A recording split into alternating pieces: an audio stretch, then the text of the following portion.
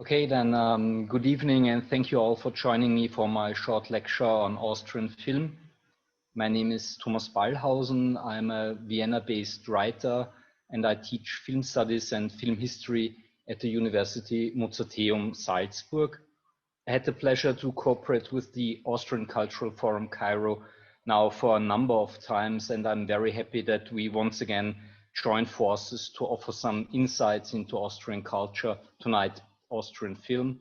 So a big thank you to the team for this incredible opportunity. Tonight's lecture is titled Of Heroes and Outcasts, Remarks on the History of New Austrian Film. And since the journal Film Comment called me a punk philosopher once, I will stay true to that description and talk about what I promised with this title, but I will also talk about a couple of other related topics as well.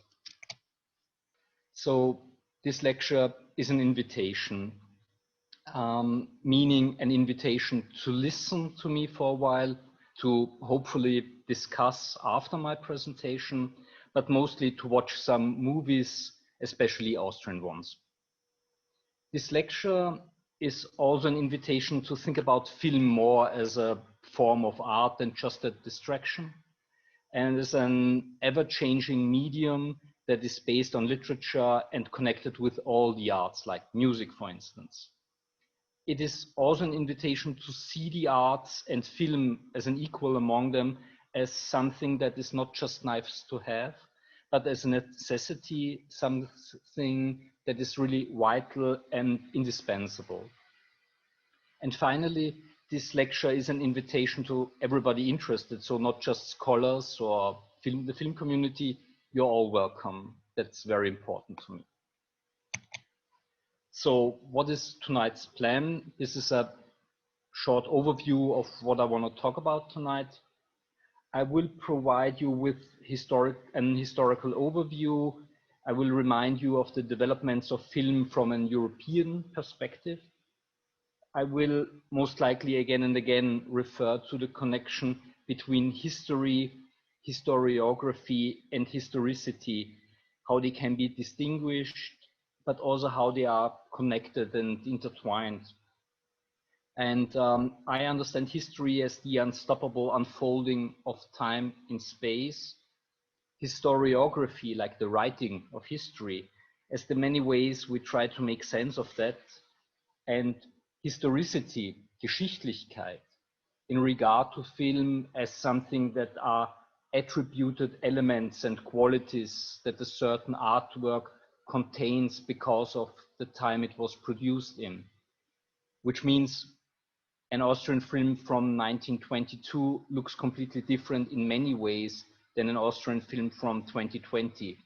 Historicity, Geschichtlichkeit, is something to grasp and understand that better. Then I will say a couple of things about Austrian film, like in general, its development and what people think makes an Austrian film, about the qualities and ideas attached to being an Austrian film. Based on that information, I will shift the focus to the so-called new Austrian film, how this term was coined and how it relates to a new wave of very successful filmmaking in Austria. I will, of course, also provide you with some examples, some names, titles of directors and movies.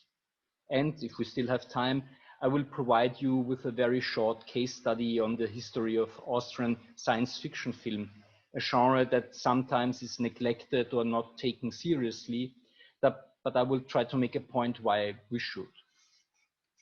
So, history, once again, since we talk about the history of new Austrian film, history to me is the unfolding of time in space, something like a chronotopological entanglement, meaning time and space being intertwined all the time, everywhere in an expanding universe, non-stop, a universe that contains art, of course.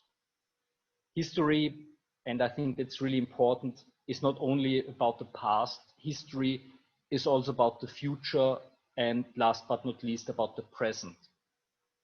History is important when we think about film. Film is very much interested in history, and I think we should be too. When we go back for a minute and take a minute to think about a historical overview, how the European film unfolded, and within it the Austrian film. I'd like to point out that I will do that from a European point of view, also because the development of Austrian film and its history is embedded in this specific context. And I will try to remind you of these developments and provide you with some basic keywords. So please keep in mind that all the things I'm saying now on a general level are to some extent also true for the Austrian film. And I think it will help you to grasp a better understanding, hopefully, about Austrian film. When we think about the earliest period of film between 1895 and 1905, we talk about the cinema of attractions, a term that was coined by Tom Gunning. And we need to understand that film as a medium was not always considered an art form. This is especially true to its beginnings, although there are clear connections to literature, to the theater, or the ballet. And attraction is here the valid term, in at least because of two reasons. For one, film screenings in the early days offered the audience not only long feature films, or not at all, but a selection of shorter films attached as a long string of visual delight, so to speak. Some of them funny, some of them naturalistic, some of them pretty dramatic. The second reason is that film from this very early period offered some kind of non-narrative visual art form, and that means it was focused really on visuality, on corporeality, and its effects, and not so much on narration or story and how a story unfolds.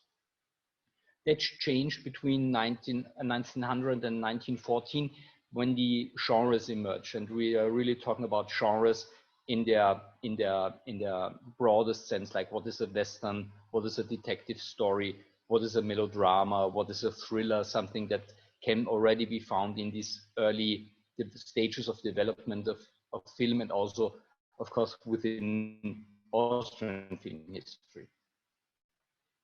Between 1914 and 1918, also because of the First World War, there was the development of newsreels, a weekly or a bi-weekly film compilation offering a number of clips with news and political information, and of course also propaganda because of the wartime of World War I. 1918 to 1933, there we see the emergence of longer feature films, the so-called Weimar period, that also had its impact on Austrian film. The avant-garde also became more visible. We have new means of productions, especially sound emerged. So we do have sound film. And when I talk about sound, I mean sound that is really linked with film on the level of materiality, because silent films were never just silent. There was always live music going on, someone explaining or reading titles, something like that. There was always a live performance, but really the idea of attaching sound on the level of materiality to the visual information of film, that's something completely new, and that happened in that period between 18 and 33. Between 33 and 45, of course, we have a huge focus on film and politics, and also a huge number of films produced. None of them, I'd like to stress, that's free of the era in which they were produced. And I think that is something that still needs discussion, how to deal with these films, how to frame them right, how to put them in the proper context, to screen them, to discuss them, and make them available, but under really valid and very, very clearly defined conditions.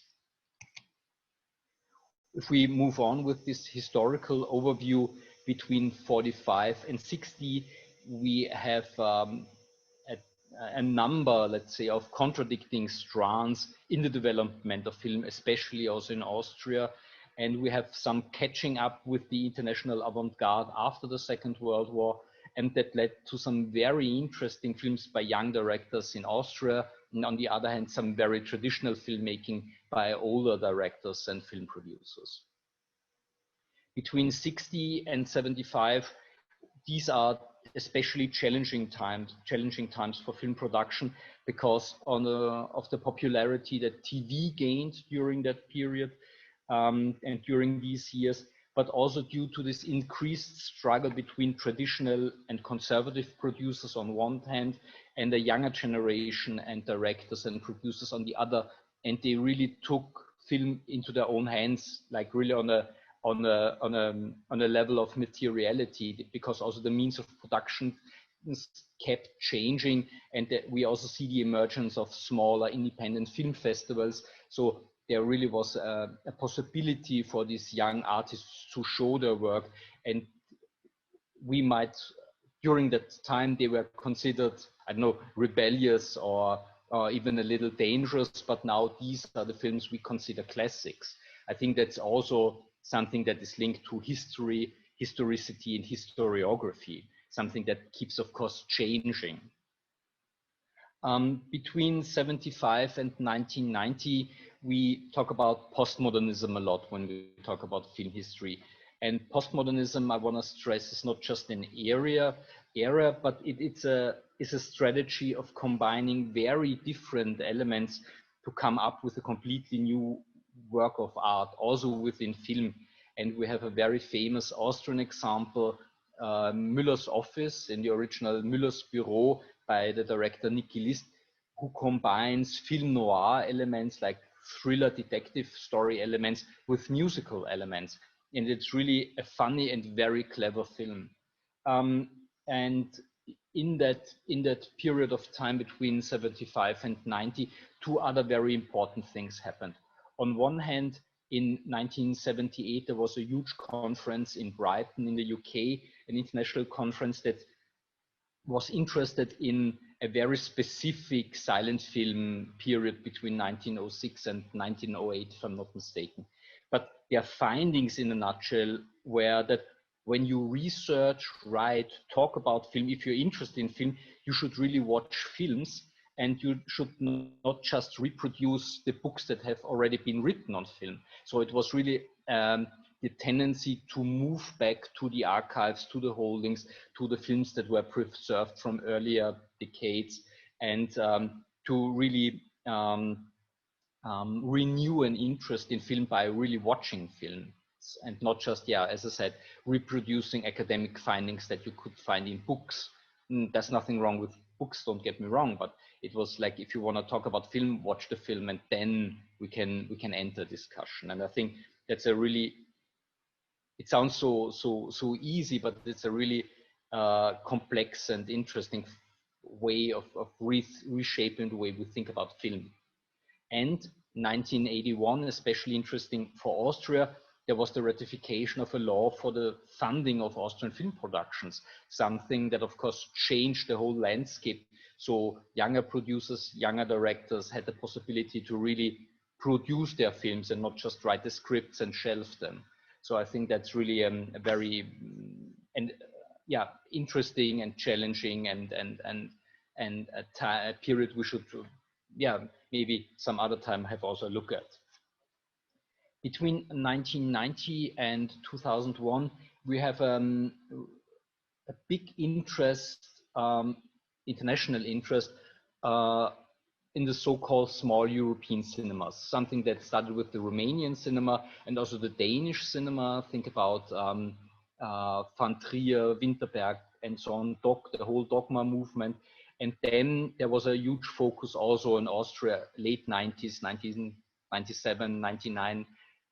So there was this regained or this renewed interest in European cinema, and especially small European cinema. That was something that became a much more appeal, and also like a way more audience and attendance.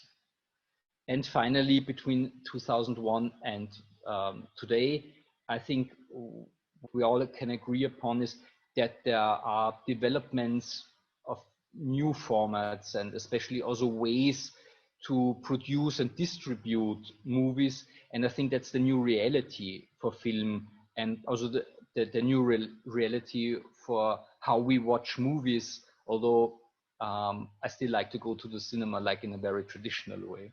But this is the new reality of producing, distributing, and the ideas of how cinema and film can be perceived. So let's wait a minute. Linearity, of course, linearity, because what I did with this historical overview, I crammed a lot of information, condensed it and put it into a timeline, and it looked all very neat and logical. But linearity, I'd like to remind you, when coming back to history, historiography, and historicity, linearity is pretty problematic, because I think when we think about film, especially film or the arts in general, we need to refrain from a teleological concept of historical development, meaning there are no straight lines, not just progression, but there are a lot of very different things that are happening at the same time, and not just in perfect order, but in utter turmoil sometimes. Therefore, when we think about the writing of history of an art form, for instance, New Austrian Cinema, New Austrian Film, then we maybe should think about synchronicity instead of linearity. And Hayden White put it very, very frank in one of his essays he just wrote, and that happened in the 70s. Chaos is our lot, and that's not necessarily something bad, but we need to in a way accept it as that the way history works and the way we maybe should think about the development of the arts is synchronicity and not linearity, because it's not a given that everything is just getting better and better and better all the time. Which means history itself doesn't make sense. There's no history without historiography, without the writing of history, also the writing of history of film. And there's no historiography, there's no history without historians, because they attach meaning to history. History itself holds no meaning. We need to interpret it, we need to discuss it, of course under specific boundaries, but no history without historiography and no history without historians. So the Austrian film, what does it mean when we talk about writing Austrian film history, when we want to discuss that? So we need to consider what is Austria. And now we can see how our notion of Austria is dependent on a general history and what was Austria at a certain point in time, like what was Austria in 1900, 1914, 1945, 2021. I think that's something I'd like to remind you, or something that I'd like to pose as a question. Then what is Austrian film as a next step? So there were always different ways of identifying what is an Austrian film. Most of the time it was dependent on the production companies, like the majority of the production was paid by an Austrian company or solely by an Austrian company, then it was considered an Austrian film. We of course can think about Austrian directors directing films, but does that make this specific film an Austrian film? If you think about a contemporary director like Haneke, who is working in France a lot, so maybe this is more than a French production than an Austrian production, although it's an Austrian director. I hope you're getting my point, but coming from what is Austria, so therefore what is an Austrian film? What are the preconditions we need to consider when thinking about what is an Austrian film, or any film that is linked to a national film history? And of course, if we want to be very consistent at that point and with this line of thought, then we need of course to think about what is the history of writing, the history of Austrian film. So also the writing of history itself has a history that needs to be reflected upon. And I think it's only it's only consistent to look at that specific development, because the first scholars and people interested in Austrian film weren't film people. The first people to write about film or organize conferences used to be philosophers or people with background in the humanities that started writing and publishing about Austrian film. We have the founding of a Friends of Austrian Film Society already in 1952. We have international conferences in the 60s, beginning to the 70s.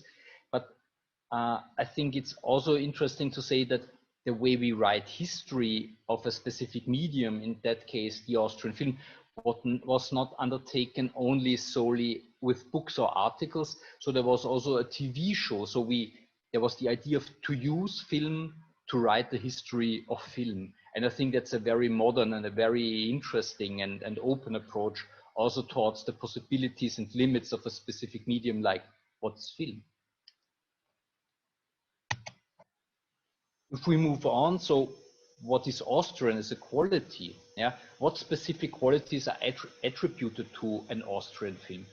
And I came across a quotation from Katrin Zechner. She's the head of programming of the Austrian Broadcasting Company. And this is from an interview from this April.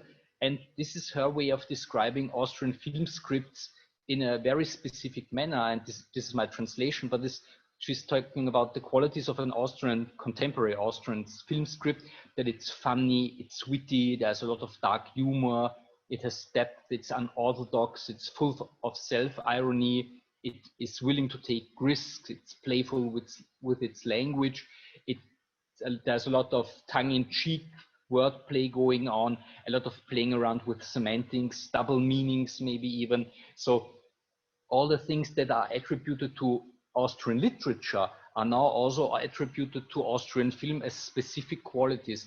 And I like that a lot. And if you maybe will look up some of the examples I'm going to give you afterwards, then you will see how true that is, how funny, witty, and sometimes even dark contemporary Austrian film can be and is. And I think that's, yeah, it's really something that is in our favor, so to speak. When we come to the term of New Austrian Cinema, this is a term when we talk about no history without historians. Yeah? Then this is a term coined by Robert von Dasanowski. He's coming from an Austrian family, but living in the States, and was also born in New York. Von Dasanowski is, I think, one of the most important film scholars on Austrian film history, and I think one of the most important film scholars at all. I think we need to consider that. And his books on Austrian film, he did a number of really good books on Austrian film in English language, are really great, and I think the best you can get. So if you're interested in Austrian film in a more in more depth, then go check out his books. They are really, really great. I can really highly recommend them. But he coined this idea and this concept of New Austrian Cinema. So after Austrian cinema and Austrian film, so what is this New Austrian film, this New Austrian Cinema? That all started with rethinking the idea of what can be depicted in a feature film. And there was also, before with especially the Danish cinema, there was a new sincerity going on. There was a new direction, a new generation breaking away from traditions, and they finally outgrew some very, very tight boundaries, I'd say, and they gained more international attention. And there was already in 1997 a very good article in the New Hollywood Reporter on saying, okay, watch out for the Austrian cinema, there's something going on. And 2 years later, Barbara Alberts-Nordrand was screened at the cinemas worldwide, and the idea of New Austrian film and New Austrian cinema is linked a lot to Barbara Alberts' feature film, and it's from 1999. As I said, it won a lot of awards and even a nomination for a Golden Lion at the Venice Film Festival, and that hasn't happened to an Austrian film for more like 50 years before Albert. Yeah, so I think that was really something like a game changer in the whole way how Austrian cinema was perceived and received. And this is a film, if you're not familiar with it, it's about living in Vienna in the 90s, and I've been a Viennese guy all my life. So, and Albert's film is very, very close to the truth. It's talking about topics of migration, about relationships among young people. It's also talking about very, very frank about the impact of the war in former Yugoslavia and what that did to Austria and Austrian identity. A very good, a very highly recommended film. So talking about new names, what are the new names that came up with this new Austrian film? We have Michael Haneke, for instance, Ulrich Seidel, Jessica Hausner, we have Götz Spielmann, Michael Glavoga, Erwin Wagenhofer, Anja Salomonowitz, Ruth Mader, and a lot of others. And Haneke is, of course, especially outstanding, and I think maybe well known to you because he won an Academy Award, an Oscar, for his feature film Amour. So that's something that is, of course, also another, I think, proof that shows that there is a new interest and a continuous interest in new Austrian film. And something I really would like to point out, because it makes me very happy, is we have a lot of strong female directors after 1997, 1999.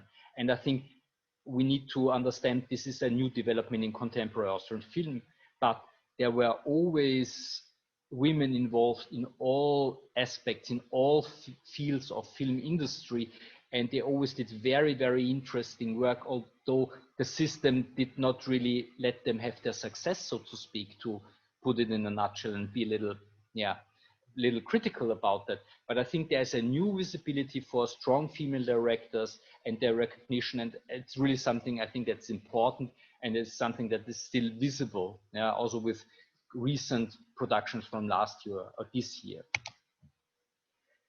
With this new Austrian film, there were also a number of new, or let's say renewed topics.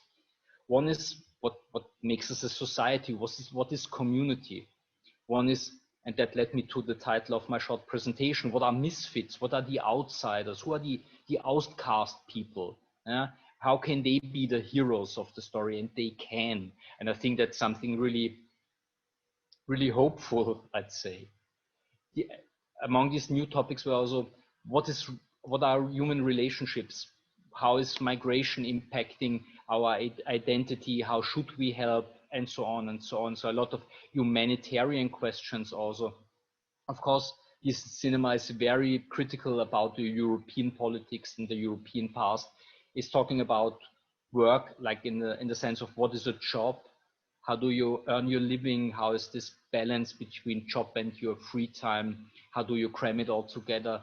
Also, the tension between the big city and the rural country is brought up again, but not in a sense like we used to have it in Austrian cinema, like that the rural country is always better and has something like an upper hand in morality, and the big city is always the dangerous place, but also really depicting the pros and cons of both sides of the coin, so to speak.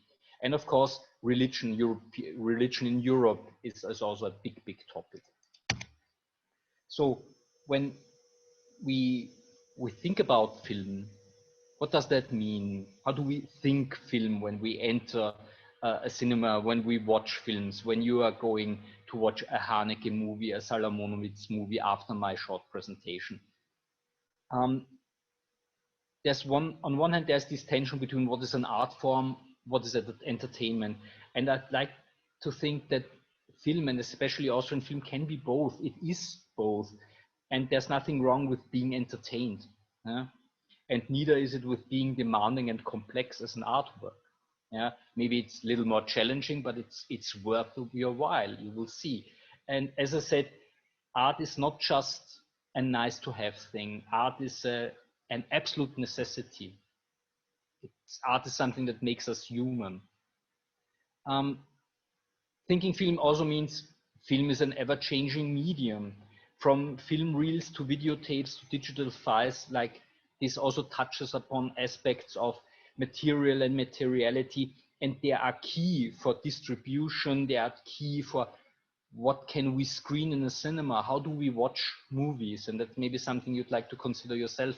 How do you watch movies nowadays?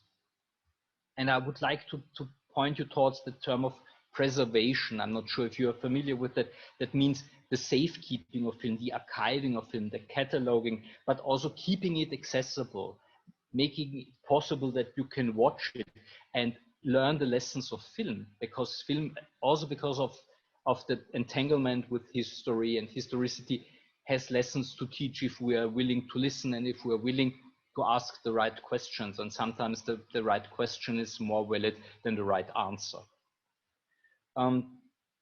We can also think about film as an ecosystem. Like, there are so many actors involved when it comes to film, like actors not as actors on the screen, but there is a cobweb of relations going on.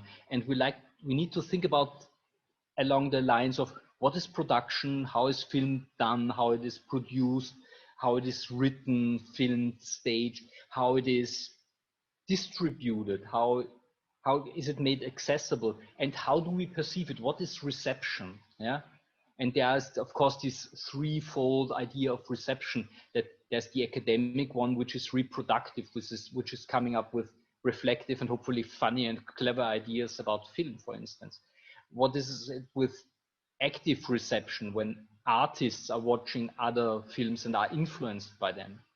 And a term that is not very, I think it's a little heavy-handed, but it's really called passive reception. What is happening when you're just going to the movies and you just want to watch a film, and when you are watching a film online because you're interested, you want to be entertained, you want to have a nice evening with your friends.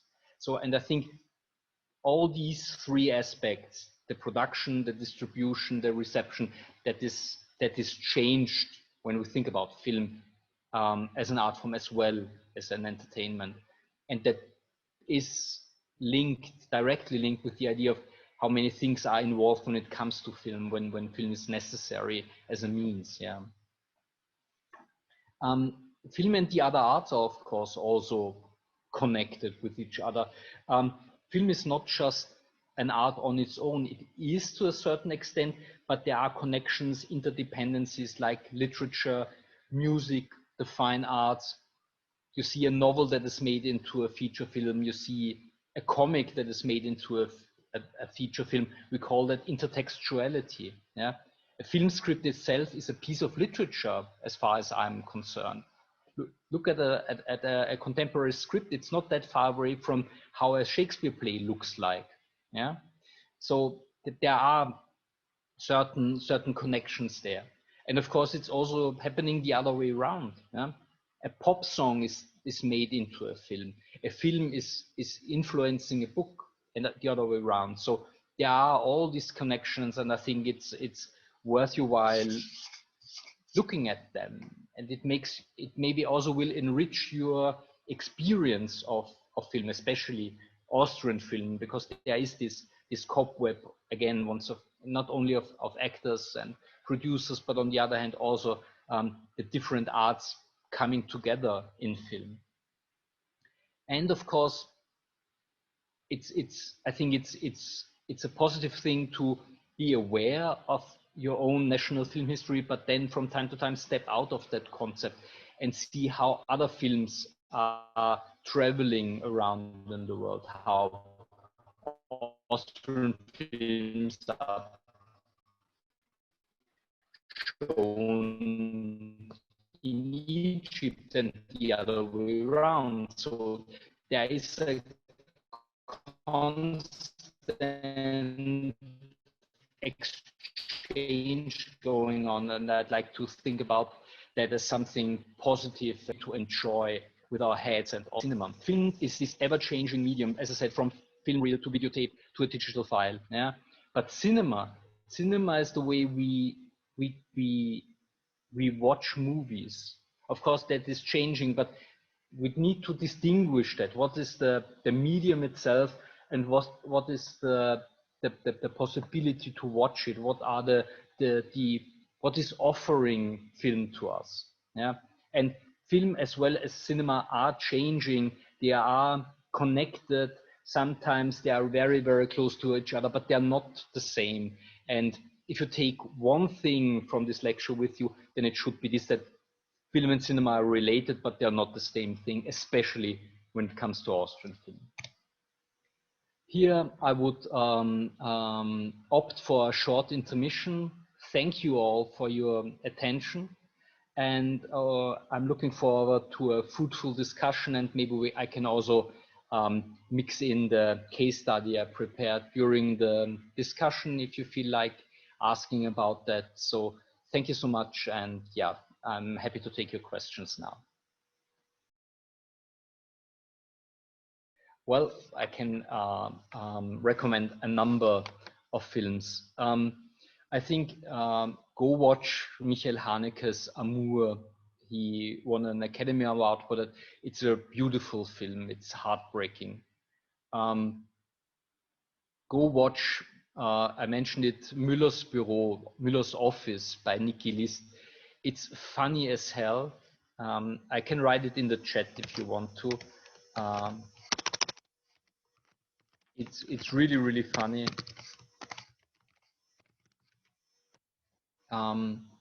That's something you should really watch.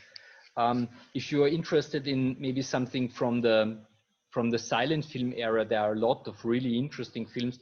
There's one really good by Robert Wiene. He also worked in Germany in the silent film area, and there's a really good crime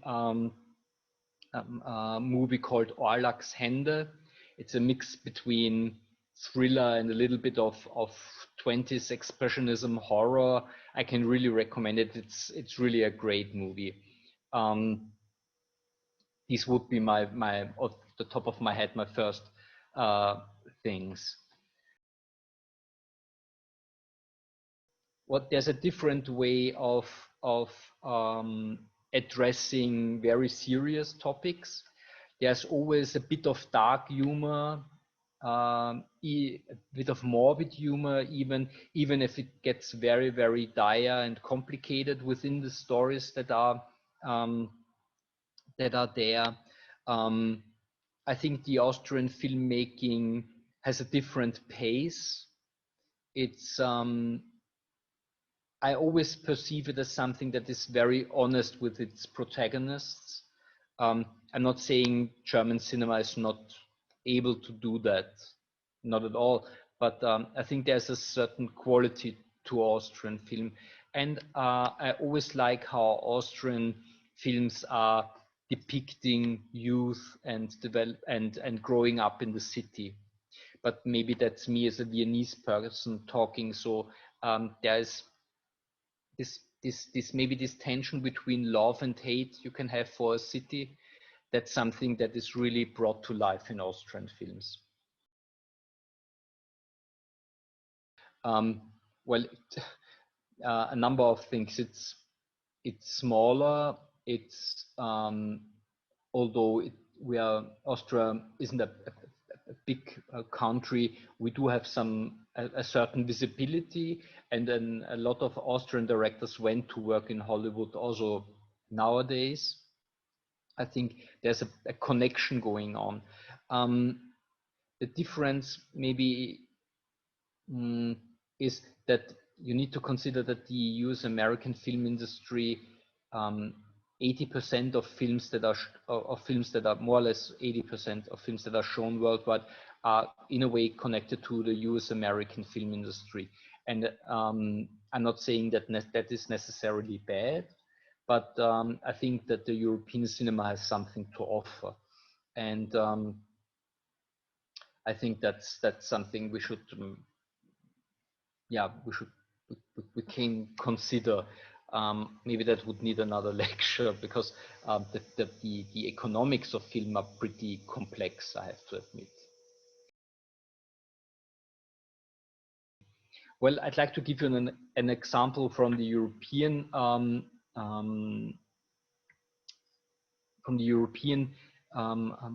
developments. We talked about the small European cinemas, and I mentioned the Danish film movement Dogma, and they had a very, very straightforward way of filming. That was something that really produced something like a visual rupture, let's say, when it comes to watching these films. And I think that's something that one can find very, very appealing. And if you look at, I don't know, something you can find in Austrian, but also in Greek cinema, is something that there's a very slow way of doing film, of doing feature films, not the typical, I don't know, 30 cuts per minute strategy, but like really, really long shots for minutes. And I think that's also something that can be visually very appealing. And I would like to point out that there's a variety of avant-garde movements happening within the European film. Among them, a lot of very interesting Austrian film directors and film artists.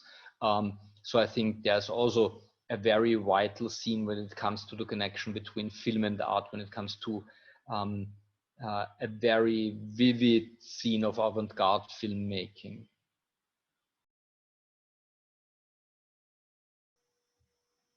What I would like maybe to offer to you is, maybe that's better than just saying a couple of names. Maybe have a look at the very, very good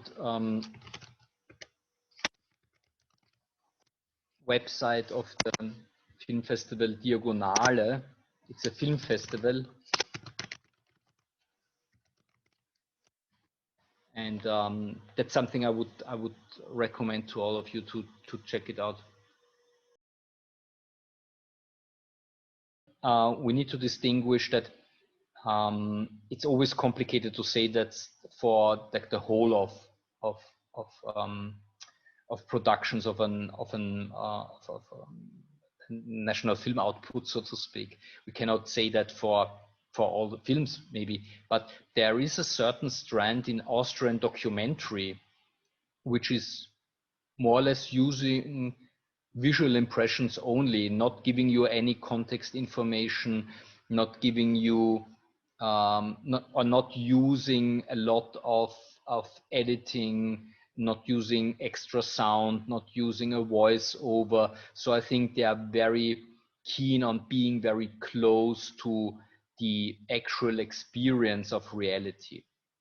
I think we can safely say that. But in general, that's something debatable, that Austrian film in general is closer to real life than, or reflects historical events accurately.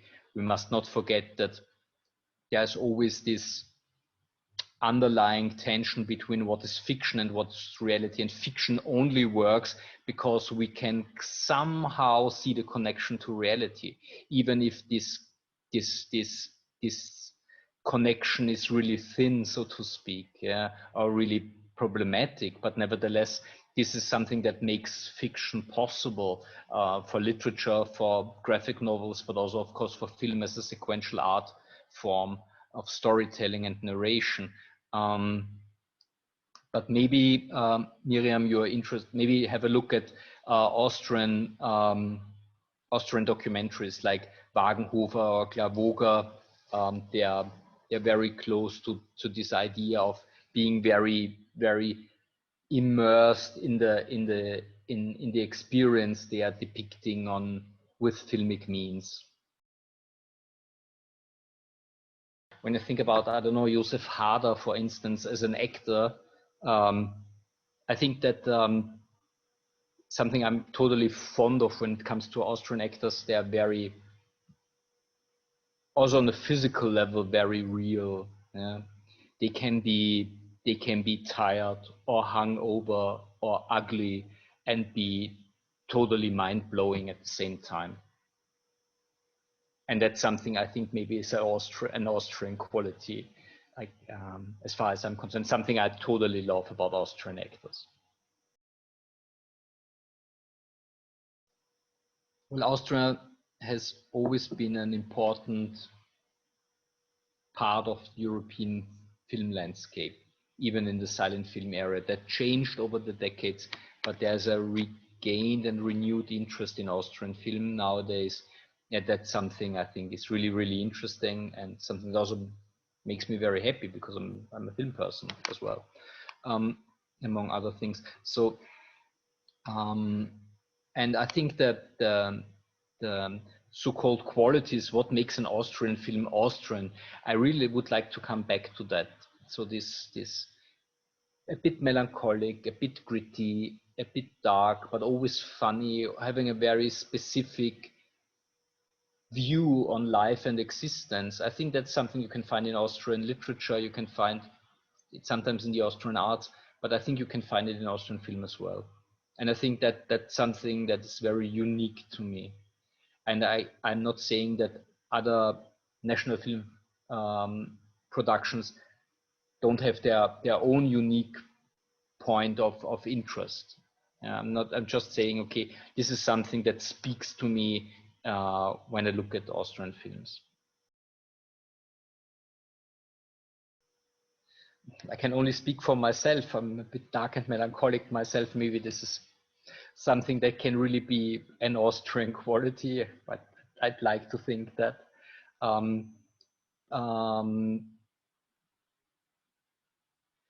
I think that trying to answer in a more serious way and manner, Austrian films try to provide us with a closer look on things that are great and things that are terrible, a closer look on the scars also, speaking metaphorically, that when you look at a scar, it's up to you to look at it as a reminder that, oh, I cut myself, there was a wound or something. Or you can look at the scar and think, oh, that healed. Yeah, it will always be there. It's like an inscription on a body, for instance. Yeah, but I like this. When I think about it right now, and thinking and talking while thinking in a very Kleistian way, maybe then I'd say yes, Austrian films tend to provide us with a closer look, and therefore maybe they are dark and melancholic, but also funny.